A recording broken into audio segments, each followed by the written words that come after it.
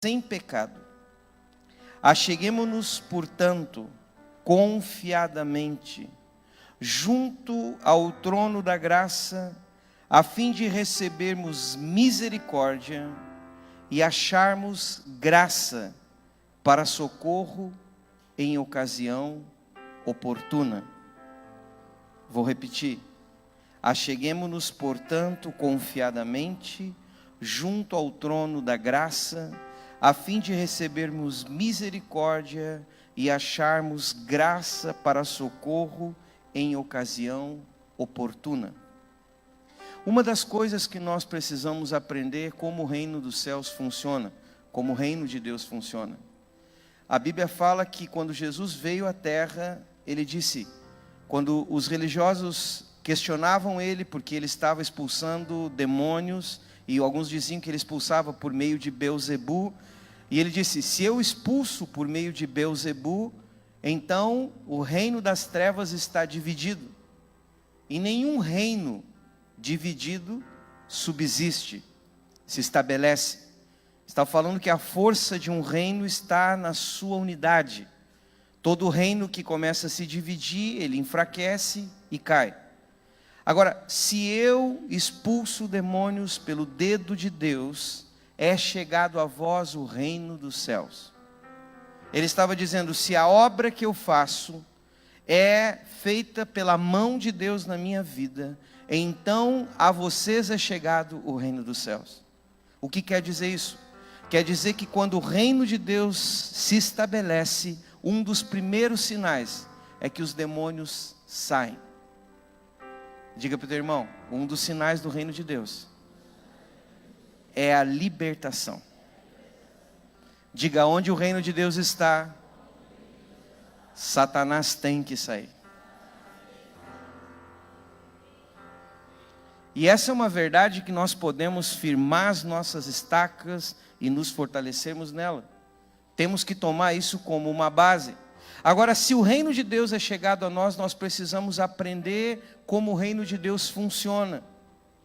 Nós não podemos querer adaptar o reino de Deus à nossa realidade, nós temos que transicionar. Se você vai fazer parte de um novo reino, você tem que mudar a tua mentalidade. Por isso que Romanos capítulo 12 fala que nós não podemos experimentar a boa, perfeita e agradável vontade de Deus, sem que nós antes venhamos a passar por uma mudança de mentalidade. Sobre uma mudança de mentalidade, uma metanoia. Por quê? Porque se a minha mente continua pensando da mesma forma que eu pensava antes de me converter, eu nunca vou desfrutar de uma mentalidade de reino. Sabe, dentro da nossa vida, muitas vezes fica uma coisa chamada opróbrio. E o opróbrio na nossa vida são as marcas negativas que nós carregamos. Muitas pessoas, elas são marcadas por uma série de coisas, uma série de circunstâncias que elas passaram, de pobreza, miséria, fracasso, lutas, dificuldades, e isso tudo está impregnado, e essas realidades na sua vida impedem a pessoa de viver o novo de Deus.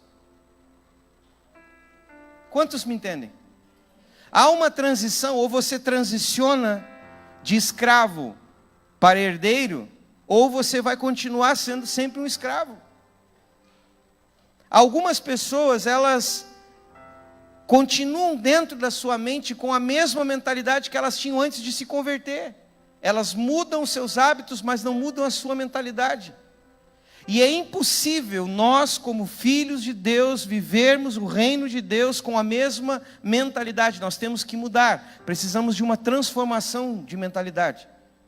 Você sabe por que o povo de Israel, eles saíram do Egito, foram libertos de maneira sobrenatural, mas nunca herdaram a terra prometida? Porque toda aquela geração ainda ficou marcada pelas marcas da escravidão, e a mentalidade deles não alcançava viver o novo de Deus. Muitas pessoas, elas acabam ficando no meio do caminho, sabe por quê? Porque na hora que ela precisa romper, que ela precisa dar um passo de fé, ela nunca aprendeu a fazer isso. Então quando ela chega naquela hora do rompimento na sua vida, ela volta atrás, ela começa a murmurar, ela reclama, ela acha que aquilo que Deus está fazendo não é o que ela queria. Sabe, o povo de Israel, eles chegaram no limite. Moisés levou eles até o limite da terra prometida. Eles espiaram a terra, eles viram que a terra era boa, que a terra manava leite, manava mel, que os cachos eram gigantes de uva, mas eles não tiveram força para romper, sabe por quê? Porque eles começaram a murmurar, eles começaram a colocar a culpa nos líderes, e começaram a dizer: não, vocês nos trouxeram e nos colocaram mal agora, nós não vamos conseguir. E Deus teve que fazer com que toda uma geração morresse. E com aquela geração morreu uma mentalidade. A geração que nasceu no deserto, olha aqui para mim, era uma geração marcada pelo sobrenatural. Eles não nasceram escravos, eles nasceram dependentes de Deus. Todos os dias pela manhã eles comiam maná. Deus mandava água da pedra, Deus mandava alimento, Deus mandava carne, Deus fazia eles terem vitórias sobrenaturais. Então Deus só pôde levantar uma geração de herdeiros com uma geração de que nasce no sobrenatural.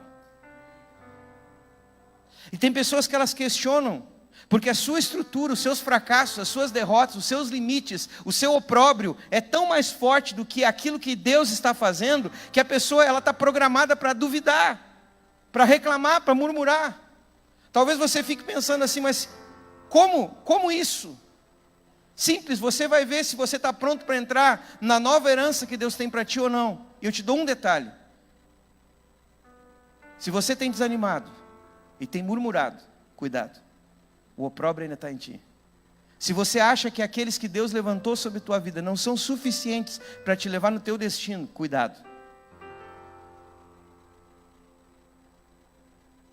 Deus não erra. Nenhuma autoridade é levantada por Deus sem que Ele levante. Quantos améns eu posso ouvir? Aleluia. Agora, se nós estamos conectados agora, que precisamos de uma mudança, vamos entrar naquilo que Deus quer falar conosco nessa noite. O reino de Deus não funciona no cronos. O reino de Deus não funciona cronologicamente. Ou seja, o nosso tempo, o tempo humano, é o tempo cronos. A palavra cronos dá origem à palavra tempo no grego. E daí sai a palavra cronômetro. Daí sai a palavra relógio. Quer dizer que o tempo natural, ele é composto de quê? Ele é composto de estações. Me entendem? Um dia tem quantas horas? 24. Cada hora tem quantos minutos? 60. Cada minuto tem quantos segundos? 60. Então nós sabemos que isso não muda. Um dia tem 24 horas. Uma semana tem quantos dias? 7. Um mês tem 30, 31 dias, 28 dias, depende. O ano tem 4 estações. E isso é cronos. E o cronos determina algumas coisas. Por exemplo, todo sábado nós encerramos uma semana. Sábado é o último dia da semana, certo? É o 7º dia. E o 7º dia o Senhor dá um restart, começa um novo ciclo. Quer dizer que a cada sábado nós começamos um novo ciclo. Você sabia que o sábado o Senhor instituiu como um dia de aliança? Você sabia que o sábado o Senhor instituiu como um dia em que as alianças são feitas? E a renovação de aliança? E eu não estou pregando que nós somos sabatistas aqui, não é nada disso. Nem estou ensinando você a guardar sábado. Eu só estou ensinando uma verdade sobre o sábado. E o sábado é dia de aliança. Por quê? Porque o Senhor renova alianças. Por isso que todo sábado o Senhor estipula como o fim de um ciclo e o início de um novo ciclo. Agora, como que funciona o tempo de Deus? O tempo de Deus está marcado pela lua? Não. Pelo sol? Não. O calendário de Deus não está marcado pelo tempo humano. Por quê? Porque Deus, irmãos, não está sujeito. Deus é espírito. E no espírito há uma outra medida de tempo. Sabe por quê? Porque Deus é eterno. E a eternidade, o tempo é contínuo. Vamos dar um nó na cabeça dos físicos aqui e dos cientistas. O tempo científico, ele é um tempo finito.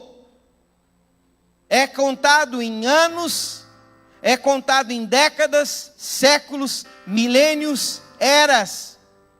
O tempo de Deus é eterno. O Senhor é e será para todo sempre. Ele não tem princípio, ele não tem um fim. Ele é alfa, ele é ômega, ele é tudo. Ele é o começo e o fim de todas as coisas começam nele e terminam nele. A Bíblia diz que Deus habita na eternidade. A dimensão em que Deus habita não é a dimensão humana, é a dimensão sobrenatural, é a dimensão do Espírito. E na dimensão do Espírito o que conta é a eternidade. Na eternidade as coisas não serão, elas são. Você me entende? Por isso que Deus consegue olhar o teu passado, presente e futuro como se tudo fosse hoje. Por isso que para Deus um dia é como 1000 anos, e 1000 anos é como 1000 dias. Então nós temos que aprender a alinhar a nossa vida com o calendário e com o relógio de Deus. Algumas pessoas chegam aqui nessa casa e elas estão na sua vida atrasadas. Por quê? Porque o seu Cronos descompassou-se com o Kairos de Deus. Deus tinha um tempo para você e você decidiu fazer outras coisas na tua vida. E você tomou a tua curva do tempo. E você está atrasado. Tuas finanças estão atrasadas. Teu ministério está atrasado. Teu relacionamento está atrasado. Ou adiantado. E o que acontece com isso? Você entra num descompasso de temporada. Você está fora do tempo de Deus. Quem já viu um jogador que ele está na cara do gol, os caras cruzam a bola e ele erra o tempo da bola. Que feio que é quando o cara erra o tempo, né? Dá uma furada. É a pior coisa, mas isso não é fácil, você calcular a velocidade que a bola está vindo, você calcular o teu esforço e acertar o momento certo do chute. Pois nós temos que fazer a mesma coisa. Deus está cruzando uma bola. E nós temos que alinhar, porque a bola dele está no tempo dele. E nós temos que entrar no tempo da bola dele, não no nosso. Por isso, cuidado quando você pensa que não é tempo ainda. Porque o Senhor é que sabe quando é tempo. Há um tempo determinado para tudo debaixo dos céus. Ele sabe quando é tempo. Por que eu estou falando isso? Porque o mês de setembro é um mês em que o Senhor está mexendo no tempo dele. O nosso tempo, Cronos, é contado por um calendário chamado gregoriano. Deus não está no calendário gregoriano. Deus tem o seu próprio calendário. Que doido isso, não? E no calendário de Deus, o ano novo começa dia 10 de setembro. Que estranho, né, irmãos? Por quê? Porque o ano vai começar num dia, no primeiro dia desse mês, não agora no dia 10, mas que para o Senhor é o primeiro dia do mês que Ele estabeleceu. E olha que interessante, nesse dia se comemora uma coisa importante, que é o jejum de Rosh Hashanah. Os rabinos, os judeus, os estudiosos da Bíblia entendem que essa data é uma data marcante. E eles param as suas vidas e durante 3 dias eles jejuam. E por que eles jejuam?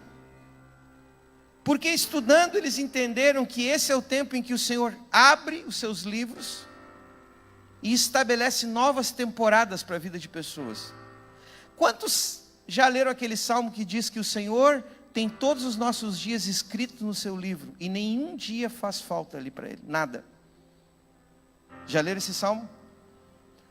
Quer dizer que todos os teus dias, olha aqui para mim, estão decretados. Olha para o teu irmão e diga: uau! Tá, mas para aí, me explica uma coisa. Já sei que algumas bolhas pularam na cabeça de um monte de gente aqui dentro. Tá bem, que bonito. E o livre-arbítrio? Pois é, o fato de você ter os teus dias escritos não quer dizer que você está vivendo eles.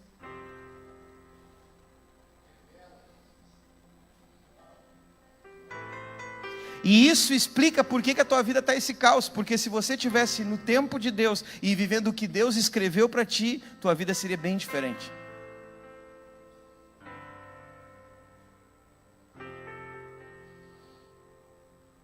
Eu não estou colocando isso como uma doutrina, eu estou dando isso a título de conhecimento para você entender.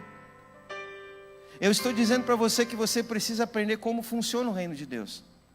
E nós precisamos aprender a nos mover por fé nesse reino. Agora, o que eles comemoram? Por que o Senhor tomou? O que eles entendem essa data?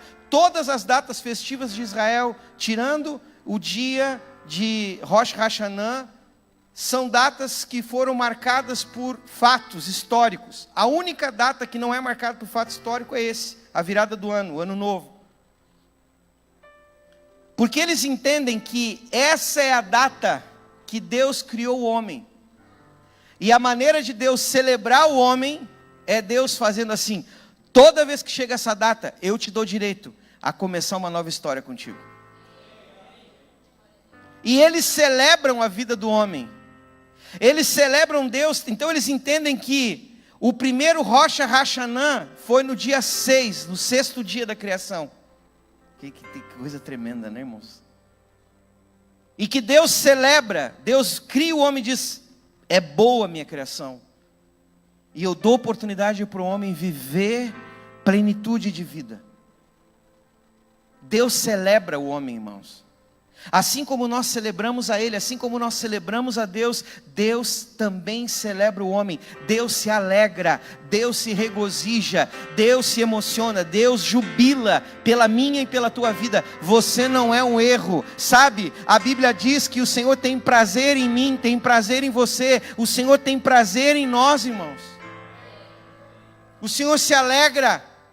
O Senhor se alegra com os nossos louvores. O Senhor olha muitas vezes para você e fala: esse aí é o meu garoto, essa aí é a minha garota, eu amo ele. E isso faz toda a diferença no Evangelho. Agora, se o homem desfruta dessa vida abundante, se o homem desfruta dessa presença maravilhosa, se desde a criação do homem, o homem desfruta da presença, desfruta da face, da glória, de tudo, entende-se que esse é um tempo em que Deus está dizendo: sejam bem-vindos à minha presença.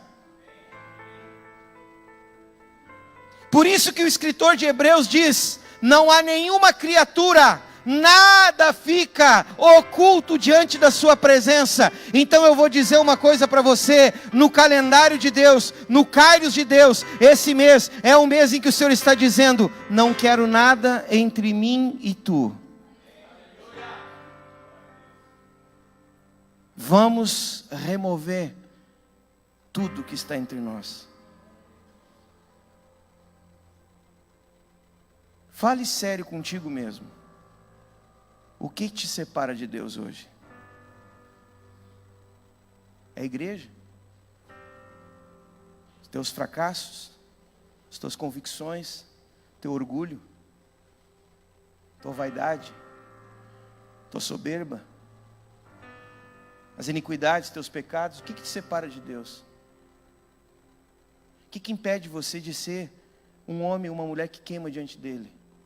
Qual a barreira que você colocou? Sabe por que Adão, ele se esconde? Porque Adão fez caca, irmãos.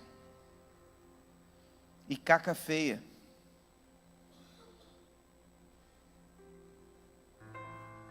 E Adão sabia que a primeira coisa que a presença de Deus exige é transparência.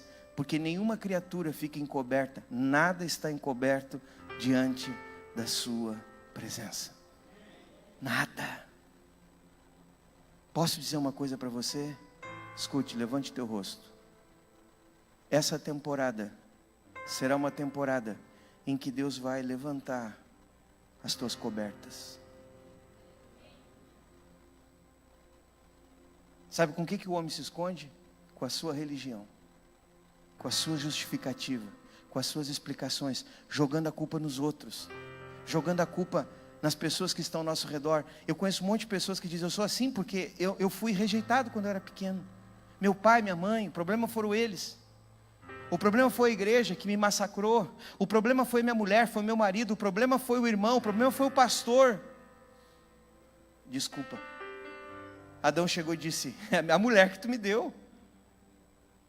E o Senhor fala: não é assim que se entra na minha presença. Estás errado. Estás redondamente errado. A minha presença traz transparência. Exige que a tua vida seja exposta. Exige que você reconheça tuas fraquezas. Olha aqui para mim. O Evangelho não exige perfeição de você. Ele exige honestidade. Às vezes nós, temos dificuldade. Temos dificuldade, sabe por quê? Porque somos seres humanos, erramos. E os nossos pecados e as nossas fraquezas, elas estão diariamente diante dos nossos olhos. Ninguém precisa jogar na nossa cara. Nós sabemos tudo que estamos errados. Às vezes escondemos, não aparentamos, não queremos que ninguém veja. E não nos aproximamos de Deus, sabe por quê? Porque Deus, irmãos, na sua presença, tudo que está encoberto é destapado, é exposto, porque diante dele a luz e a santidade estão perenemente, perpetuamente. O Senhor é sempre transparente, tudo diante dele. Quando você chega diante do Senhor, a tua vida está exposta, você fica: puxa, essa área aqui não está legal na minha vida. Como que eu faço? Quando Adão pecou, a pior coisa que Adão perdeu não foi o jardim. O jardim era top. Sabe o que tinha no jardim? Provisão, abastança, alegria, governo, autoridade. A pior coisa que Adão perdeu foi perder estar diante da face do Deus vivo. Ele não tinha mais o acesso diário. Foi colocado querubins ali e eles guardaram a entrada do jardim. Não podiam entrar mais. Agora, cada vez que Adão quisesse se aproximar, ele tinha que apresentar a Deus um sacrifício. 10 dias depois de Rosh Hashanah, se celebra o dia de Yom Kippur, que é o dia do perdão. Conhecido como o dia em que o sumo sacerdote entrava, que vai ser no dia 19 de setembro desse mês, entrava dentro do Santo dos Santos e fazia expiação, propiciação pelos pecados de toda a congregação.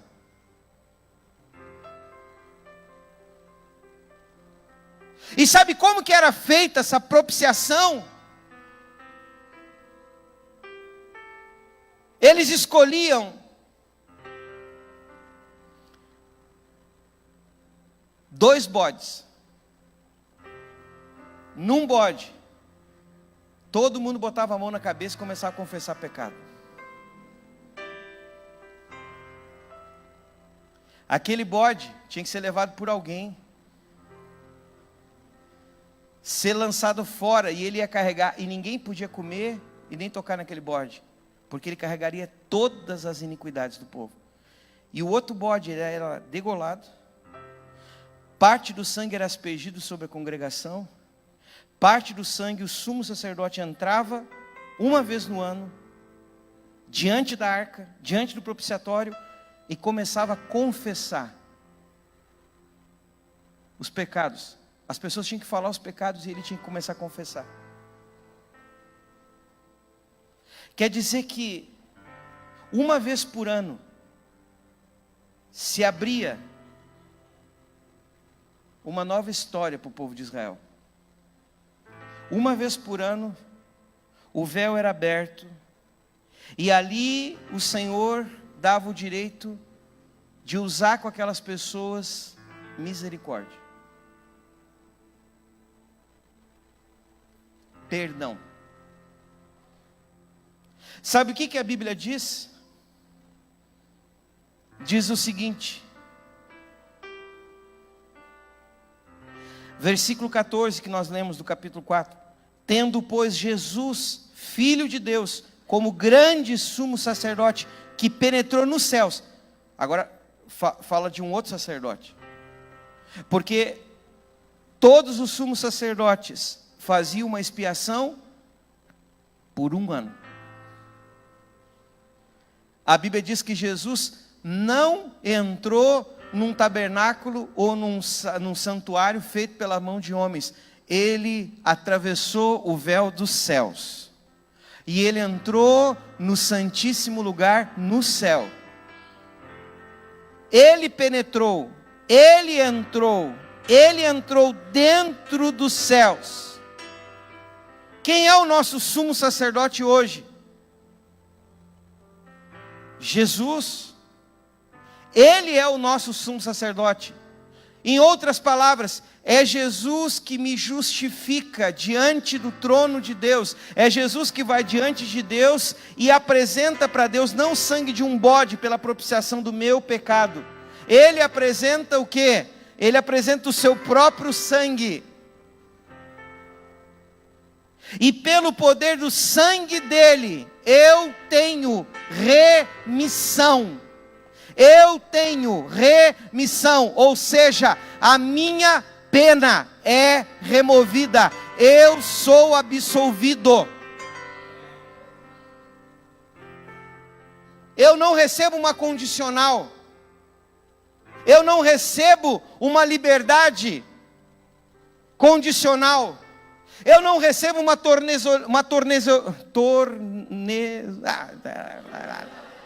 me ajuda? Isso que vocês falaram. Trancou a língua, irmãos, não vai agora. Não recebeu. Você não recebeu uma liberdade para segurar você por alguns metros. A Bíblia fala que quando você recebe o sangue do Cordeiro, você recebe libertação total, você é livre. Todos os teus pecados, um por um, são perdoados. O Senhor apaga. O processo contra você é arquivado, deletado. Se alguém for procurar nas pastas do céu, cadê as coisas que o Marcos fez? Não está mais aqui. Às vezes o Pablo fica abrindo as caixas que ele carrega, porque eu já botei as minhas fora.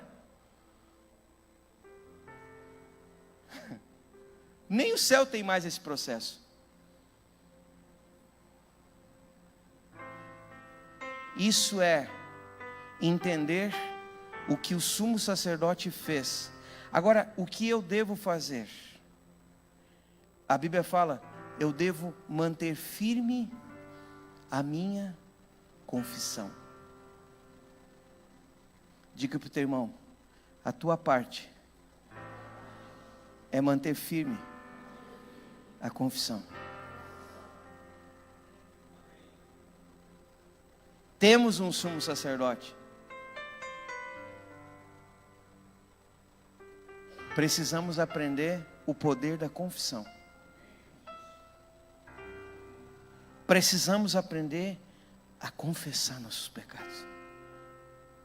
Sabe quando é que você afasta-se de Deus? Quando você para de manter firme a tua confissão. Tem um monte de gente na igreja que é top of mind da igreja. São os melhores, os galácticos. Os caras lá em cima, né, Zé? Não é você, né, Zé? Tem gente, eu falei. Me ajuda, que teu riso estava tão alto que eu escutei. Aí não posso te deixar sozinho. Mas diante de Deus, Ele não confessa nada. Esse é um período em que o Senhor está dando oportunidade para você consertar a tua vida com Ele. Sabe qual é o maior câncer no meio da igreja? Pecado não confessado. Reconhecer tua fraqueza. Falou, cara, me ajuda. Eu preciso abrir meu coração. Eu estou errado nisso. Me perdoa, Deus, porque eu tenho sido orgulhoso. Me perdoa, Deus, porque eu não tenho sido um bom pai, um bom esposo. Eu sou orgulhoso na minha casa. O Senhor está te esperando, homem, mulher.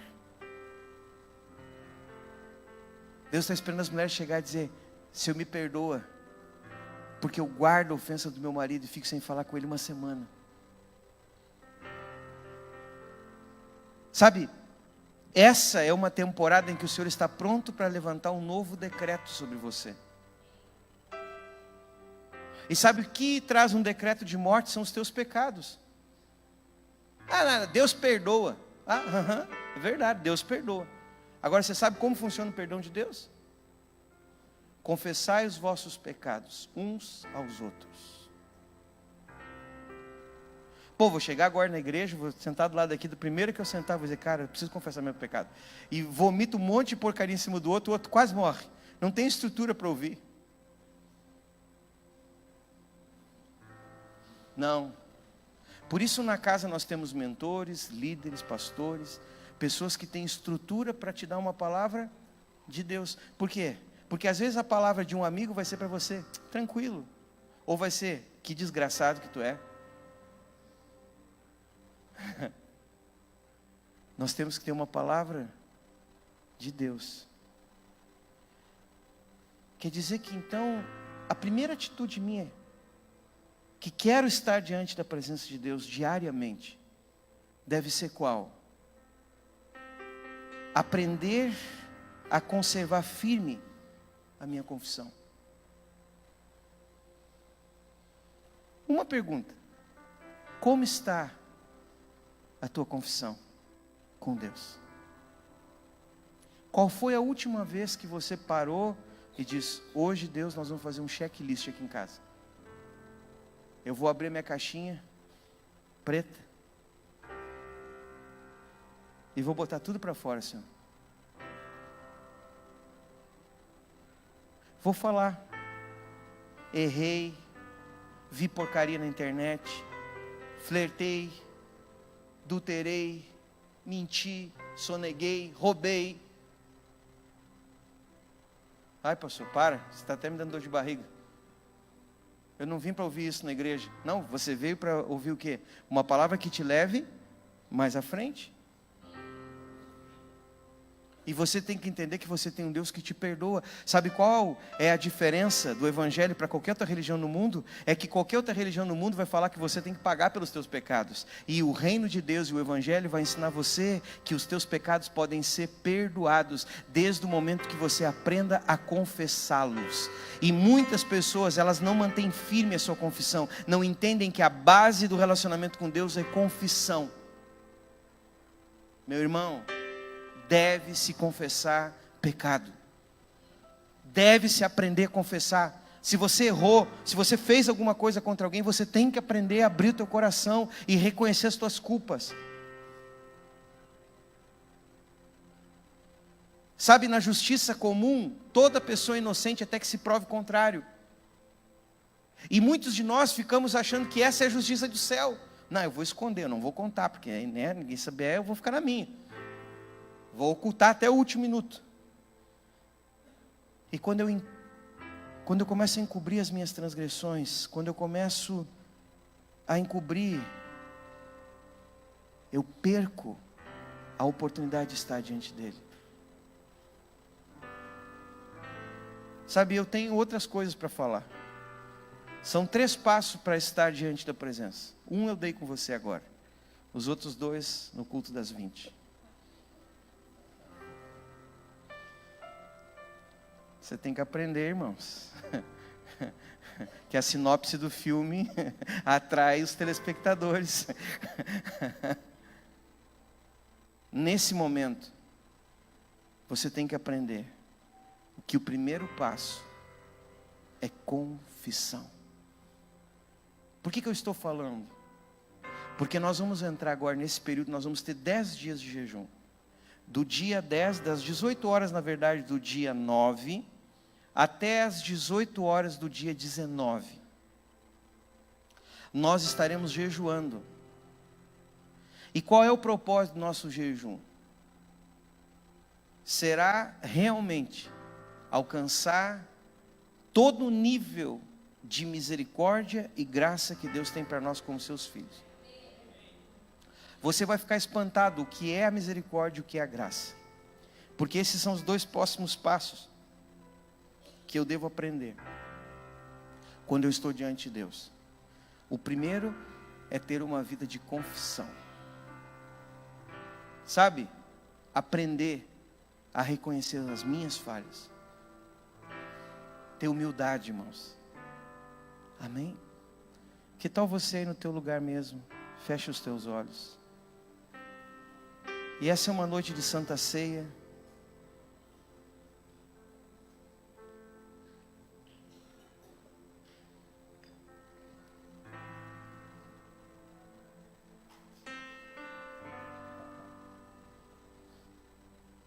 É uma noite em que nós vamos participar do pão e do cálice. E que tal você, por um instante, aí onde você está, curvar sua cabeça e abrir o seu coração. E começar a falar com o teu sumo sacerdote. Para que ele possa te justificar diante de Deus. Não há pecado imperdoável, a não ser a blasfêmia contra o Espírito Santo. Todos os pecados, exceto esse, se confessados, podem ser perdoados. Por que você não reconhece quem você é para Deus agora? Fale com Jesus. Examine como você é como esposa, como marido, como pai, como filho, como irmão, como filho nessa casa de Deus. Reconheça como você é. Reconheça. E por alguns momentos, comece a pedir perdão ao Senhor. O Senhor é rico em misericórdia. A sua misericórdia, ela não tem fim, ela não termina.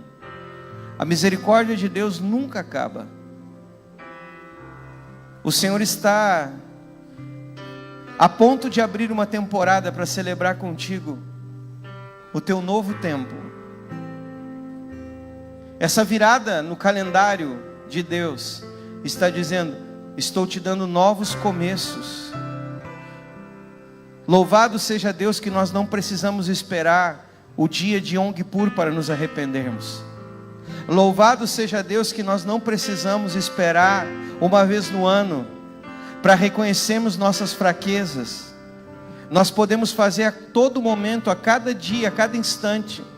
Louvado seja Deus que nós não precisamos vir à ceia para nos arrepender, porque por meio do sacrifício de Jesus, o véu que separava já não separa mais, e nós estamos além do véu. Estamos além do véu. Nós não estamos mais do lado de cá do véu. Estamos bem próximos dele. Nossa vida está perto dele. E tudo que ele quer é que você diga a ele todas as tuas fraquezas. Quando chegamos diante dele e aceitamos ele, a primeira coisa que nós reconhecemos é que somos pecadores. E uma coisa sobrenatural acontece: o sangue dele nos cobre e nos purifica. O diabo tem usado os teus pecados para te prender, para te escravizar, porque a Bíblia diz que todo aquele que peca é escravo do pecado. O pecado tem colocado um rótulo na tua vida de fracasso, um rótulo de morte. Mas o Senhor, pela sua graça e pela sua misericórdia, tem colocado um selo de paternidade, de filiação. Tem dito que você é filho, não bastardo, não escravo.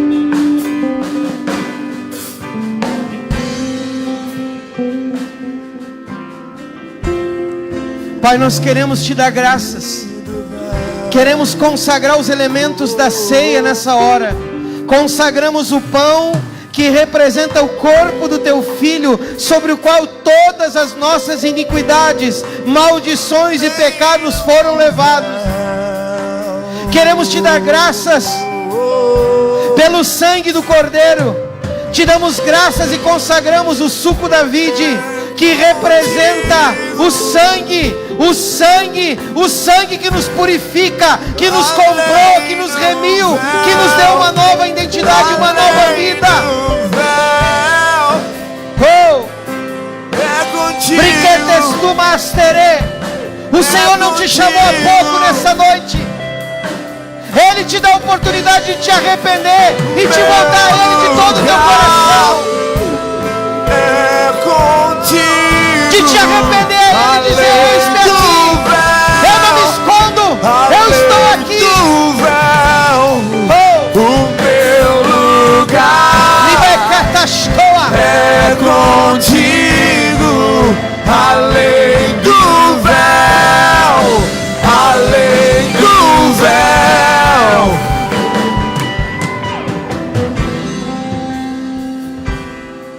Enquanto nós vamos passando a ceia, você vai consertando a tua vida e adorando. Fique de pé por um instante. Vamos, não come nem beba, espere uns pelos outros.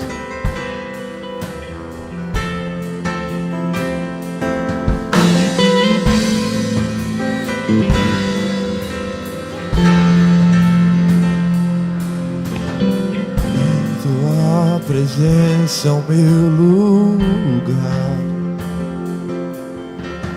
Em tua presença é o meu lugar. Eu sinto uma graça de Deus e uma misericórdia nesse lugar. Em tua presença é o meu lugar. O poder da confissão desata graça e misericórdia. Em tua casa é o meu lugar. Quando você confessa os teus pecados, uma nova temporada começa na tua vida. Quando você confessa os teus pecados, um novo tempo começa em ti. Do ribastocondostobo robostoa. Em tua presença é o meu lugar. Em tua casa é o meu lugar. Em tua presença é o meu lugar. Em tua presença é o meu lugar. Em tua presença é o meu lugar. Em tua casa é o meu lugar. Em tua presença,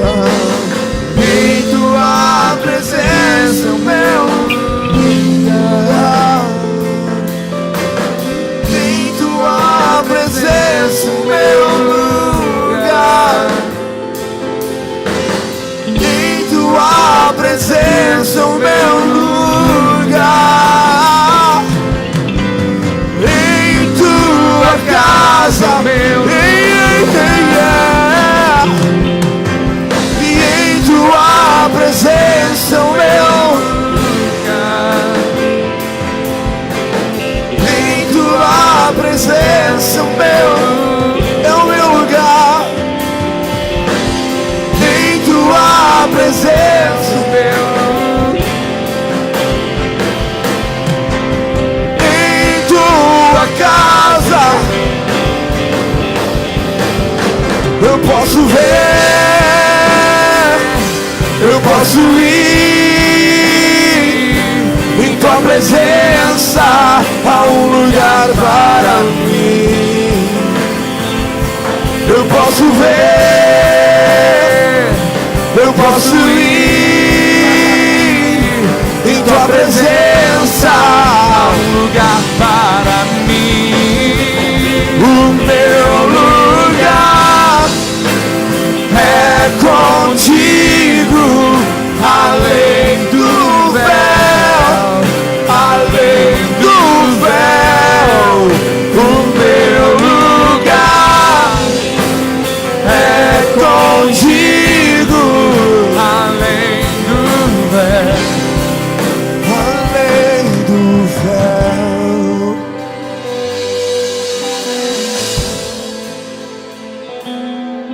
Aleluia. Todos estão servidos?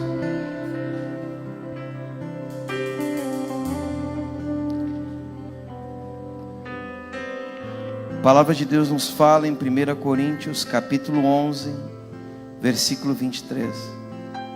Porque eu recebi do Senhor o que eu também vos entreguei, que o Senhor Jesus, na noite em que foi traído, tomou o pão e, tendo dado graças, o partiu e disse: isto é o meu corpo, que é dado por vós. Fazei isto em memória de mim. Por semelhante modo, depois de haver ceado, tomou também o cálice, dizendo: este cálice é a nova aliança no meu sangue. Fazei isso todas as vezes que o beberes em memória de mim. Porque todas as vezes que comeres este pão e beberes o cálice, anunciais a morte do Senhor até que Ele venha. Por isso aquele que comer o pão ou beber o cálice do Senhor indignamente, será réu do corpo e do sangue do Senhor. Examina-se, pois, o homem a si mesmo, e assim coma do pão e beba do cálice, pois quem come e bebe sem discernir o corpo, come e bebe juízo para si. Pai, nós queremos te dar graças pelo pão. Obrigado, Senhor. Obrigado porque tu enviastes o teu único filho a morrer por nós naquela cruz, e o castigo que nos traz a paz estava sobre ele. Pelas suas pisaduras fomos sarados. Te damos toda a honra, toda a glória e todo o louvor. Muito obrigado. Comamos todos do pão.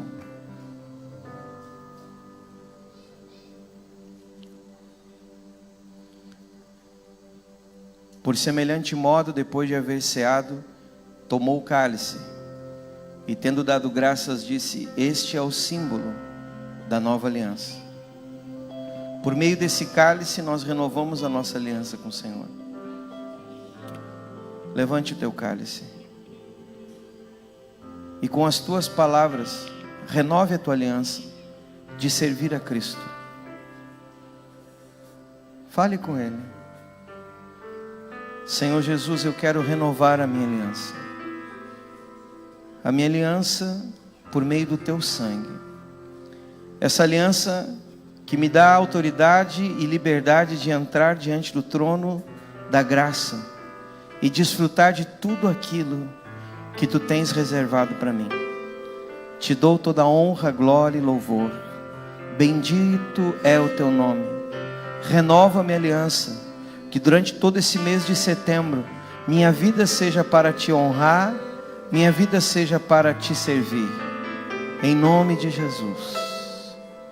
Amém. Bebamos.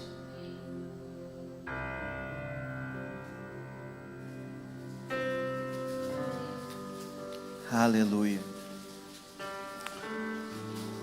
Sente-se por um instante.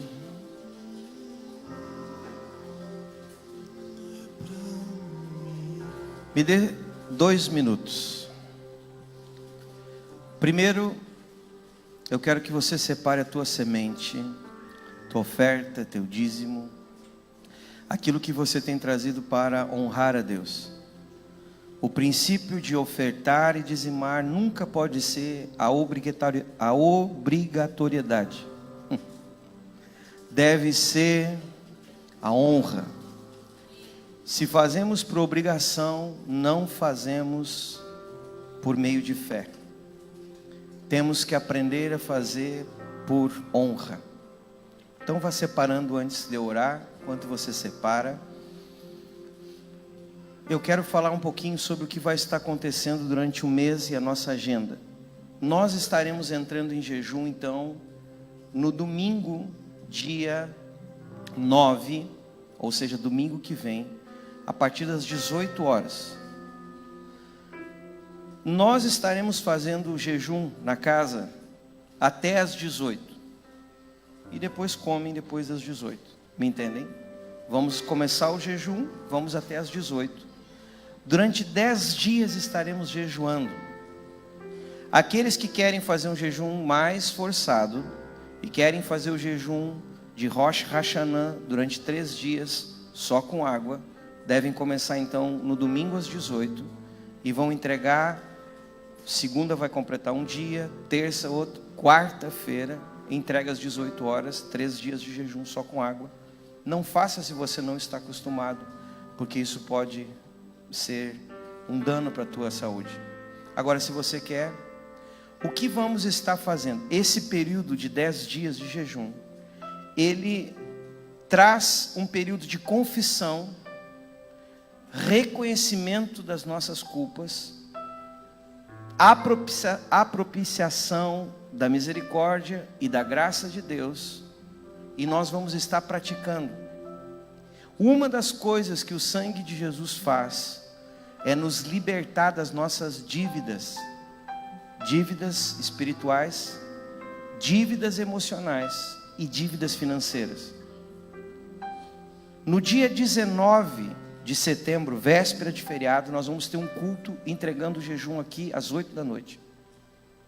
Esse culto será um culto de cancelamento de dívidas. O que você vai fazer durante todos esses 10 dias? Eu quero que você enumere todas as tuas dívidas financeiras,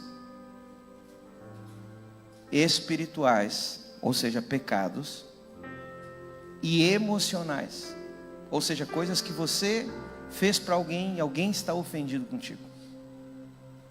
E também você liste pessoas que você vai estar perdoando, porque é muito bom ser perdoado. Quantos gostam de ser perdoado? Amém. Difícil é você usar misericórdia.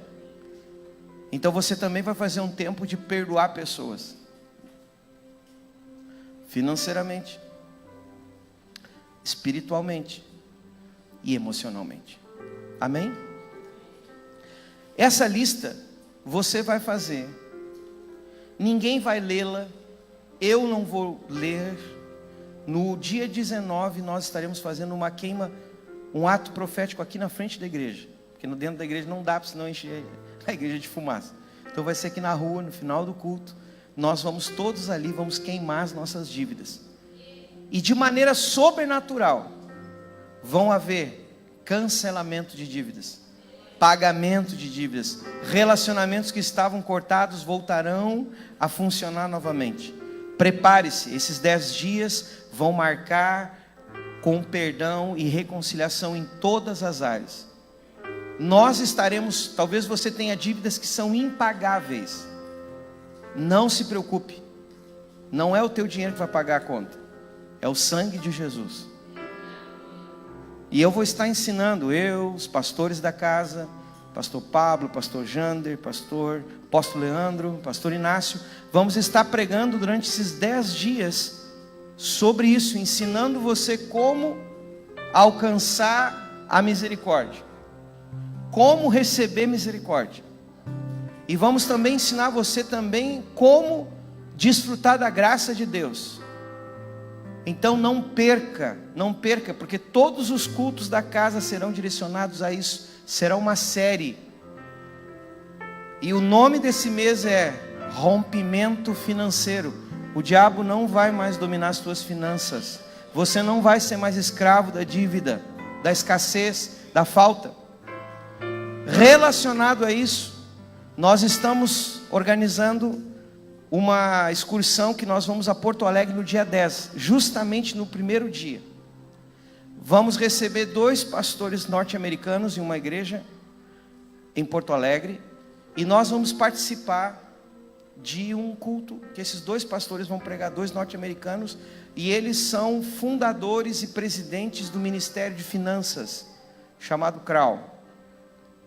O custo da viagem é R$65. Não tem que pagar nada para entrar lá, é só o ônibus que nós estamos pagando. E você vai pagar o ônibus e tem que ter o dinheiro de alimentação. Só. Sai às 2:30 da tarde aqui da igreja e volta o final do culto, ok? Só há 10 vagas. Nós estamos com um ônibus de 44, já há 34 pessoas, só há 10 vagas. Então se você quer, você deve procurar Gabriela, deve procurar a Vitória, e deve dar um nome com RG. E para firma, só anota em nome de 10. E para firmar, já paga. Porque quem pagou já tá dentro do ônibus. Amém? Glória a Deus. Se coloque em pé. Pegue na tua mão a tua semente. Pai, em nome de Jesus, nós queremos orar pelas finanças do teu povo. E queremos declarar, Senhor, ó Deus amado, o teu poder sobrenatural sobre essas finanças. Queremos orar, Deus amado, por aqueles que precisam de um rompimento financeiro. Que durante, Deus amado, os próximos dias e esse mês e os próximos meses, o teu sobrenatural invada essa casa, trazendo, Senhor, ó Deus amado, riquezas encobertas, tesouros escondidos, cancelando e anulando dívidas em nome de Jesus. Amém. Glória a Deus. Os diáconos vão passar, espere, e aqueles que podem ir ofertando, e aqueles que não vão ofertar, Deus abençoe, pode ir na paz.